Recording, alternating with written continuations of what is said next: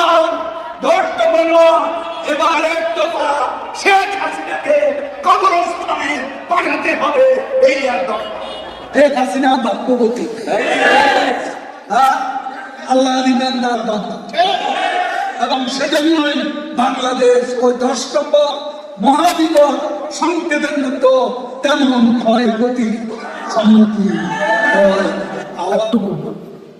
একটা শব্দ বলবো তোমার, আমরা কি নামটি জানতে পেরেছি সেটি কি আসলে না সেটা বলবো তখন আসলে আপনার আনুষ্ঠানিকভাবে বের হওয়ার পরে দিন শুরু 10টা মিনিট সহ্য হয় না, 15টা মিনিট সহ্য হয় না, এতদিনের অপেক্ষা একটু বলবো।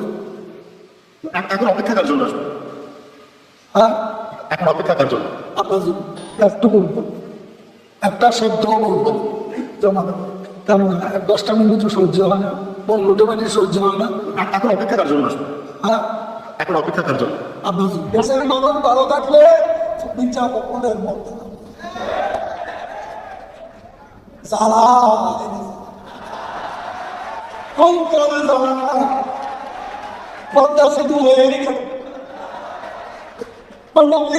হয়ে গেল, ঢাকায় তরুণ প্রজন্ম মেট্রো রেল হয়ে পালাবো না।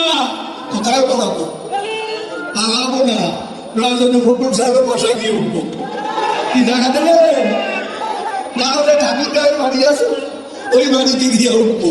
28 থেকে 4 তারিখ কতদিন হলো? কতদিন হলো? 28 তারিখের পর তো শেখ হাসিনা নেই। তিনি বলে যাচ্ছে না শেখ হাসিনা ডিজিটাল করে সবাই নাম বানিয়ে দিচ্ছে। সব নেতা, পুরা নেতা, আদরি নেতা, ছিপি নেতা, হাতি নেতা, পাখি নেতা, নেতা নেতা স্টেজ বাকি, আমি বেচারা আউট। এই মঞ্চ আমার দরকার নেই, মঞ্চে এত নেতা দরকার নেই। এবারে শেখ হাসিনাকে কবরস্থানে পাঠাতে হবে। আচ্ছা তুমি এখানে সবাইকে শুরু করছো, তুমি তো কোনোদিনও ভালো হবে না।